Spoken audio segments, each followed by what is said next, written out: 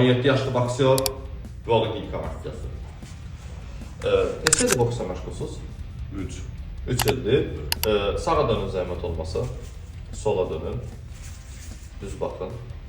Gördüyünüz kimi stoyka tam bir boksör stoykası və bu insan döyüşə hazırdır. Həqiqətən də bu boyda illərdir çıxdığınız ringlər arasındakı ən maraqlı ringə çıxacaqsınız və o ringdə yatmış olacaqsınız. Həyəcan varmı? Biraz var. Niyə bizi seçdiniz? Çünki siz daha yaxşı idirsiniz. Xəstə verilişlərdə gördük, ona görə sizə yaxınlaşdım. Tamamdır. Əməliyyatdan sonra zaten sizin rəyimizi alacağıq. Hal-hazırdakı həyəcanla da əlaqədar.